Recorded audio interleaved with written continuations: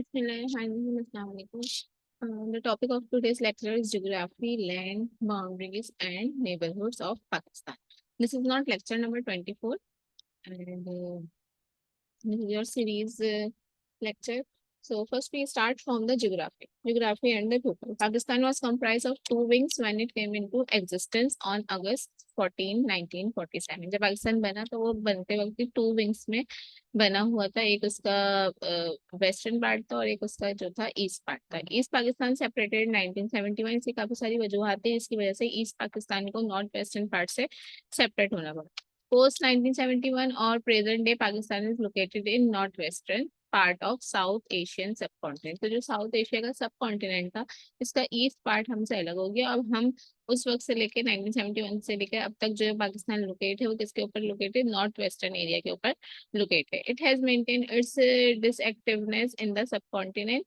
Indus valley civilization is an old age this. जो आपका वादी सिंध वाला इलाका है वो इतना ज्यादा पुराना है।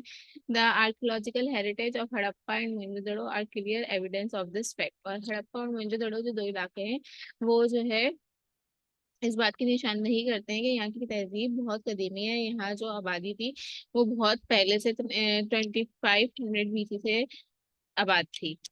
Aryans first came to this land. इस टाइम जो कौम वहाँ पे रहती थी उसको क्या कहते हैं, आर्यंस कहते हैं। वो सबसे पहले इस जमीन पर आए एंड फॉलोड बाय इस्लाम। उन्होंने इस्लाम को फॉलो किया। Muslims from central Asia and Afghanistan. और सेंट्रल एशिया और अफगानिस्तान के लोग यहाँ सबसे पहले आबाद हुए थे। मुस्लिम रूल कंटिन्यूड अबाउट 1000 ईयर्स। और तकरीबन 1000 साल तक यहाँ पे मुसलमानों का ही राज था। Then the downfall of Muslim empire pave the way of British rule. फिर जब मुसलमानों की बदहाली का दौर शुरू हुआ तो ब्रिटिश रूल वहाँ पे अप्लाई हो गया, which ended with the formation of two independent state. और वो ब्रिटिश रूल कब खत्म हुआ, जब आज़ादी की जद्दोजहद के बाद पाकिस्तान सेपरेट हो गया। Location, Pakistan is located between 24-37 degree north latitude and east longitude. Territory, it's area is, यहाँ पे इसके एरिया के बारे में आ गया। इतना स्क्वायर किलोमीटर हमारे पास ये एरिया है। अच्छा जी, बलूचिस्तान, पंजाब, सिंध, NWFP, फाटा, इस्लामाबाद, इन सब के हमारे पास ये परसेंटेजेस हैं। और ये इतने टेरिटरी के ऊपर ये रकबा आपके पास मिल जाएगा। Diversity in the nature of territory, north and north western, it includes mountains. अच्छा, अब यहाँ पे बताया कि पाकिस्तान की जो इलाका है वो कुछ इस तरह का मिला जुला इलाका है कि इसके अंदर काफी सारी डिवीजन हुई है। कोई इलाका सहराई इलाका है, कोई जो एरिया है वो आपके पास जो है पहाड़ी इलाका है, कोई समुद्री इलाका है। तो किस तरीके से यहाँ पे इनकी डिवीजन हुई है वो यहाँ पे हम बता रहे हैं, north and north west. It includes mountains of Himalaya and trans Himalayan ranges, Karakoram, pyramids, which include some of highest peaks like K2, Nanga पर्वत। ये कुछ पहाड़ी इलाके हैं और ये पहाड़ों के नाम हैं जो कि पाकिस्तान में मौजूद है। वेस्ट में हमारे पास Balochistan plateau is about 1000 feet in elevation with dry mountains. यहाँ पे हमारे पास ड्राई माउंटेन्स हैं, यानी कि पहाड़ी इलाके हैं। ये crossing it front north east to the south west, और ये नॉर्थ से लेके साउथ तक फैले हुए। Here very little rainfall occurs, और यहाँ पे जो है बहुत कम बारिश होती है। इंडस प्लेन्स में क्या है, हमारे पास main agriculture region. Indus plain जो है वो आपका मेन एग्रीकल्चर रीजन है, middle of the Indus valley. और हमारे पास जो आपने जिस तरह पाकिस्तान स्टडी में बताया ना, सितारा है मुस्तफा पोटोहार, तो ये वो है। The Potohar plateau is there in the last, there in the east of upper Indus plain, और ये अपर इंडस प्लेन में मौजूद है। In south east of Indus plain there is deserts, Thal, Cholistan and थर। आपने सुना होगा सहराई इलाके हैं, यहाँ बारिश बहुत कम होती है, यहाँ खुश्क साली होती है, तो ये थर के इलाके हैं। तो किस तरह से हमने देख लिया कि पाकिस्तान इतने हिस्सों में डिवाइड हुआ है, 4 हिस्सों में, और इन 4 हिस्सों के हर का अलग अलग एनवायरनमेंट है। बलूचिस्तान जो है वो ड्राई माउंटेन्स के ऊपर डिपेंड करता है। इंडस प्लेन जो है हमारे पास सिंध का जो इलाका है, या जो और वादियां हैं पंजाब वगैरह की, वो क्या है, मेन एग्रीकल्चर रीजन है। फिर पोटोहार है। और साउथ ईस्टर्न जो एरिया है वो आपके पास सहराई इलाका है, जिसमें चोलिस्तान, थर और दूसरे डेजर्ट्स यहाँ पे आ जाते हैं। क्लाइमेट चेंजेस होती रहती है पाकिस्तान के अंदर। Climate of Pakistan is diverse, north north western mountains are extremely cold. अब जो ये वाले इलाके हैं वो एक्सट्रीमली कोल्ड इलाके हैं, जैसे कि आपके पास वो आ गया, मरी आ गया, और बहुत सारे इलाकों के नाम है, मुझे भी इस वक्त याद नहीं आ रहे, लेकिन ये तो है कॉमन नाम है जो हमारे पास हैं। गिलगित बल्तिस्तान है, वो सर्द इलाकों में नहीं आता, लेकिन जैसे कि मरी है, और कोयटा के इलाके वो भी बहुत ज्यादा सर्द होते हैं, कोयटा में बहुत ठंडी हवाएं चलती हैं। Indus plains are extremely hot in summer, और इंडस प्लेन के जो इलाके हैं वो समर के अंदर बहुत ज्यादा गर्मी होती है उनके अंदर, और सर्दियों के अंदर बहुत ज्यादा सर्दी होती है क्योंकि ये खुले इलाके हैं, और विंटर में ड्राई रहते हैं। Coastal regions are having temperate climate, there are some variations with in each region, और हर रीजन के अंदर कुछ वेरिएशंस होती है। 4 सीजन है, और चारों सीजन में किस तरह से, कि समर जो है वो चलता है मई से सितंबर तक, विंटर में आ जाता है हमारे पास नवंबर टू फरवरी में, यहाँ पे पाकिस्तान में सर्दी होती है। फिर स्प्रिंग ऑटम, ये सारे आपके पास सीजन आ गए। रेन का क्या है, it varies from region to region, किसी रीजन में कभी बारिश हो रही होती है, किसी में रीजन में कभी होती है, और इतनी ज्यादा वेरिएशन है। अगर आप सिर्फ कराची की बात करें तो कराची के एक इलाके में बारिश हो रही होती है और दूसरे में बारिश नहीं होती। तो ये यहाँ पे डाइवर्सिटी ऑफ रेन भी है। पॉपुलेशन की बात की जाए, Pakistan is having a large population, Pakistan की जो है पॉपुलेशन बहुत ज्यादा लार्ज है। The growth rate recorded over 3% in the 1970s। 1970 की अगर हम बात करें तो 3% के हिसाब से इसका ग्रोथ रेट है कि 3% पर ईयर आबादी में इजाफा होता है। ये 1970 की रिसर्च थी। उसके बाद जो है डिफरेंट चेंजिंग आ गई होंगी इस परसेंटेज के अंदर।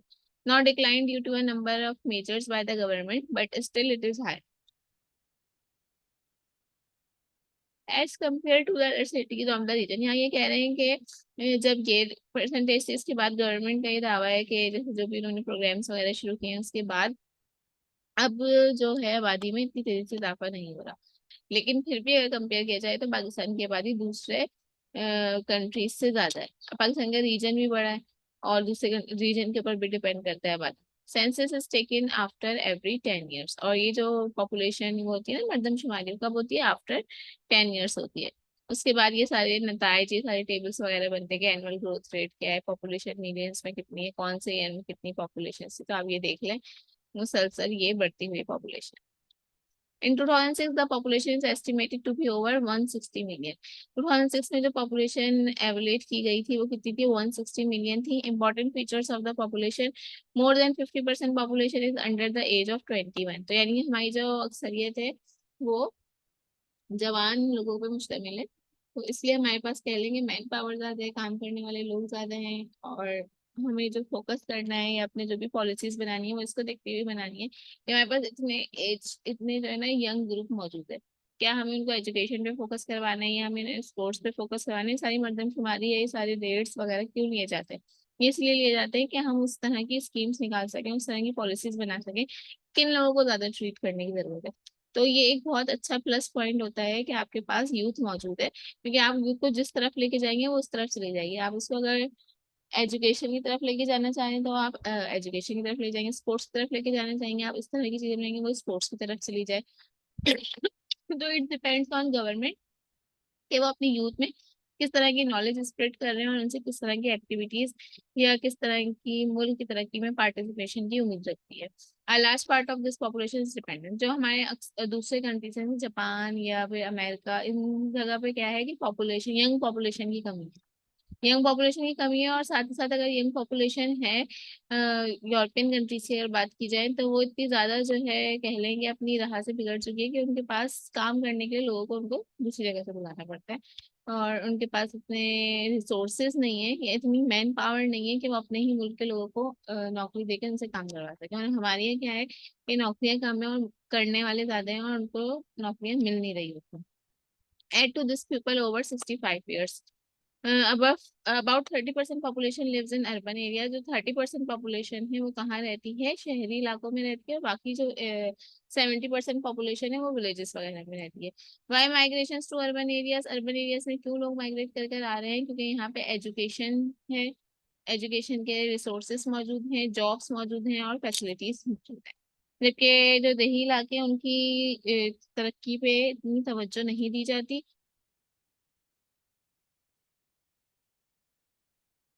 Impact of urbanisation, poor civic conditions. अच्छा जी, अर्बनाइजेशन की जो मसले मसाइल हैं वो क्या है, poor civic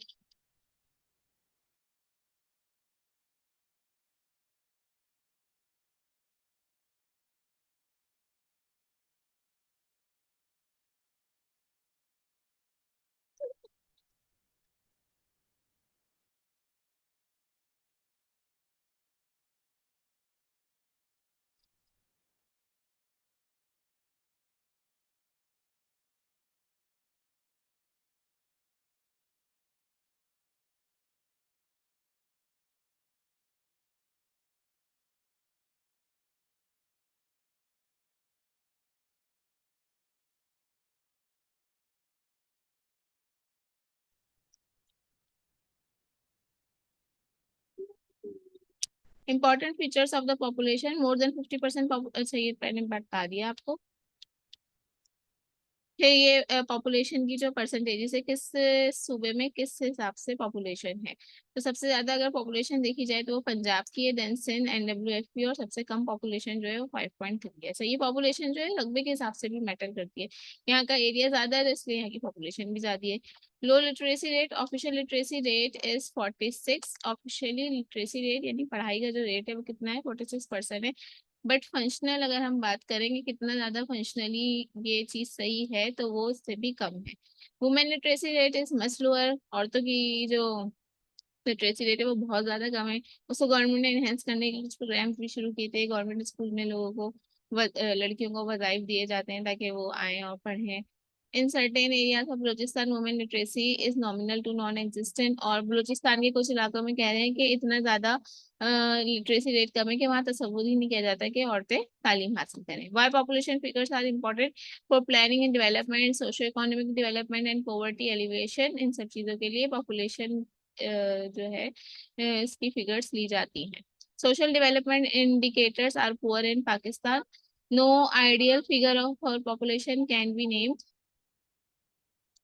It depends upon the resources. High population is asset as well as a liability because we cannot feed them. High population assets क्या is asset as well as a liability.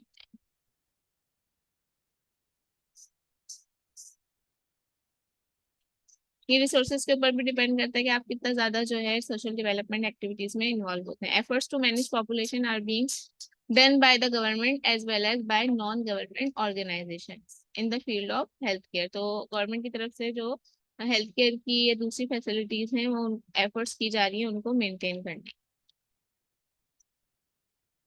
अच्छा, अब यहाँ पे पाकिस्तान की boundaries हैं कि पाकिस्तान की boundaries किन किन कंट्रीज से शेयर होती हैं। उसके बाद हमारे नेबरहुड कंट्रीज आ जाएंगे। China in the north east, about 600 kilometre long border in the northern area. China से जो है हम तकरीबन 600 किलोमीटर बॉर्डर्स के जरिए अटैच हैं। Silk road is a major link for trade and travelling. और ट्रेड एंड ट्रैवलिंग के लिए जो रूट यूज होता है वो क्या है, सिल्क रोड है। Afghanistan north and north west about 1200 miles. North and north west इलाके जो है 1200 माइल्स तक फैले हुए हैं। Durand line was drawn on November 1893 as a border between the two neighbours. अच्छा, जो भी नेबर कंट्रीज है उनके साथ ये उन जो है हमें बॉर्डर्स तो बनाने हैं, हमें एक लिमिटेशंस तो रखनी है कहाँ से क्या है, और यहाँ पे सिक्योरिटी के हमारे लोग भी मौजूद होते हैं। तो डुरन लाइन वहाँ पे बनाई गई जिसको अफगानिस्तान और पाकिस्तान को सेपरेट करने के लिए, निशानदही करने के लिए कि इतना इलाका अफगानिस्तान का है और इतना इलाका पाकिस्तान का है। Iran in the west share about 590 miles border from Kohe Malik Shahi to Gwadar. Iran हमारे पास 590 मील्स तक जो है अटैच है वेस्ट साइड से। India in the east having a border about 1400 miles. यहाँ पे बहुत ज्यादा सिक्योरिटी होती है विच वॉज स्टैब्लिश इन अगस्त 1947। अगस्त 1947 के वक्त जो बॉर्डर स्टैब्लिश किया गया था वही इस वक्त तक वहाँ पे है। We also face India on the LOC in Kashmir. India का जो है हमारे साथ कश्मीर की तरफ से भी अटैच है। The most trouble frontier having hardly any natural barriers. और सबसे ज्यादा जो है ट्रबल एरिया या ट्रबल बॉर्डर हमारे पास यही है जहाँ पे हमें बहुत ज्यादा सिक्योरिटी फोर्सेस की जरूरत पड़ती है। साउथ में क्या है, Arabian sea coastal line 450 miles stretches from the Rann of Kutch Indian border. ये इस इलाके का नाम है जहाँ पे इंडियन बॉर्डर है, to the Iranian border in the west. ठीक है, तो ये हमारे पास जो है बाउंड्रीज आ गई हैं। अभी हम पूरा डॉक्यूमेंट एंड करते हैं, उसके बाद फिर हम देखेंगे कि हमें इसको एग्जाम के पॉइंट ऑफ व्यू से किस तरह से प्रिपेयर करना है। Neighbourhood countries, Pakistan is located in strategically important region. It is the centre of global interest. ये सेंटर ऑफ ग्लोबल इंटरेस्ट है क्योंकि इसके जो बॉर्डर्स हैं वो काफी सारे इलाकों से या काफी सारे कंट्रीज से अटैच हैं, तो यहाँ पे इनको इम्पोर्ट एंड एक्सपोर्ट और दीगर चीजों में आसानी होती है। For all the big powers like China Russia it is important. US maintains interest to keep an eye on both China and Russia. चाहे यूएस जो है उसने चाइना एंड रशिया दोनों को देखता है, दोनों को कि उनका जो है पाकिस्तान से रिलेशनशिप कैसा है। It is on the gateway of central Asian Muslim states through Afghanistan. अच्छा, अगर हमें सेंट्रल एशिया और मुस्लिम कंट्रीज को आपस में जोड़े रखना है या आपस में तिजारत करनी है, जो भी लिंक्स हैं तो हम अफगानिस्तान के थ्रू इनसे कांटेक्ट में रहते हैं। ये अफगानिस्तान जो है इसका एक गेटवे है। On the other side of it is the outer region of the Gulf region having rich oil resources and economic wealth. अच्छा, गल्फ हमें रिच ऑयल सोर्सेस और इकोनॉमिक वेल्थ इन रीजन्स में मौजूद है जो आपके पास अरबी इलाके हैं. Pakistan has close brotherly ties with these states. Now the pipelines of oil and gas are planning to be. अब इन इलाकों से अटैच होने का फायदा क्या है कि अगर इन इलाकों में जो रिसोर्सेज या जो सोर्सेज मौजूद हैं वो हमारे पास मौजूद नहीं है तो हम इनसे आसानी से ले सकते हैं कम एक्सपेंसेस के थ्रू. और जो हमारे पास सोर्सेज मौजूद है वो हम इनको एक्सपोर्ट कर सकते हैं या इनके साथ बाकायदा मुआहदे करके इनके साथ शेयरिंग कर सकते हैं. और इसमें रिसोर्सेस कम यूज होंगे या इसमें एक्सपेंसेस थोड़े से कम होंगे एज कम्पेयर टू अगर हम किसी और दूर ममालिक की कंट्रीज से वो रिसोर्सेस लेते हैं. Now the pipelines of oil and gas are planning to be passed through Pakistan. It will be a new start of economic cooperation in the region. जब भी कोई नया इस तरह का बड़ा प्रोजेक्ट स्टार्ट होता है तो ऑब्वियसली इकोनॉमिकली हमें स्ट्रॉन्ग करता है, यहाँ के लोगों को उसमें जॉब्स वगैरह मिलती हैं तो इस तरह से यहाँ की इनकम और यहाँ की जो पॉपुलेशन है वो स्ट्रॉन्ग होती है. तो अब हम दोबारा से एक रिव्यू लेते हैं इसी डॉक्यूमेंट का ताकि आपको मैं ये बता सकूं अगर आपको एग्जाम के पॉइंट ऑफ व्यू से इसकी प्रिपरेशन करनी है तो किस तरह से कर सकते हैं. तो देखें ज्योग्राफी एंड द पीपल. इसमें आपको ये चीज पता होनी चाहिए परसेंटेज वाइज, इसको छोड़ दें, इतनी बड़ी फिगर्स याद करना मुश्किल है कि पाकिस्तान का जो एरिया है वो किस तरह से परसेंटेज वाइज जो है एरियाज में डिवाइड हुआ है. और डाइवर्सिटी ऑफ नेचर क्या है कि इस किस इलाके की क्या नेचर है क्लाइमेट के हवाले से. ये याद करने की जरूरत नहीं है कि 4 सीजन्स कौन कौन से मंथ्स में आते हैं. ठीक है.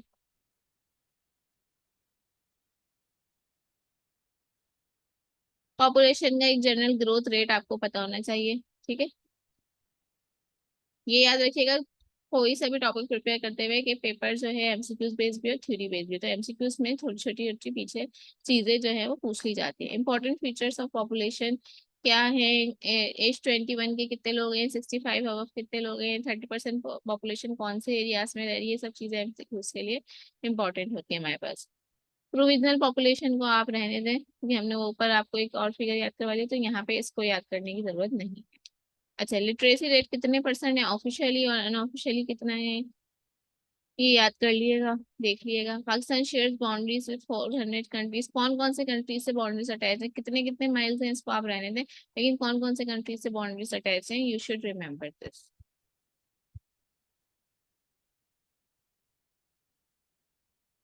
साउथ में कौन से एरिया से अटैच है, वेस्ट में कौन से एरिया से अटैच है, इसको इस तरह से देख लें. नेबरहुड में हमारी कौन सी कंट्रीज है और इन कंट्रीज से हमने कौन से मंसूबे स्टार्ट किए हुए हैं. ठीक है. वो आपको पता होना चाहिए. जरूरी नहीं है कि इसके अंदर तो सिर्फ ऑयल एंड गैस का है, इसके अलावा हमारे चाइना के साथ किस तरह का रिलेशनशिप है, किस तरह के जो है इनके साथ कारोबार रहता है वो आप देख लें. और इसके अलावा अफगानिस्तान में देख लें, चाइना और अफगानिस्तान का देख लीजिएगा कि इन दोनों कंट्रीज से पाकिस्तान की क्या इम्पोर्टेंट एक्सपोर्ट रहती है या क्या कोई मंसूबे स्टार्ट हुए हैं. चाइना के साथ हम अक्सर काम करते रहते हैं तो चाइना के साथ किन किन प्रोजेक्ट्स के ऊपर काम चल रहा है. ठीक. तो ये था हमारा आज का लेक्चर जिसका टाइटल था geography, land, boundaries and neighbourhoods. I hope आपको अच्छी तरह से समझ में आ गया होगा. हम अपना लेक्चर एंड करते हैं. अल्लाह हाफिज.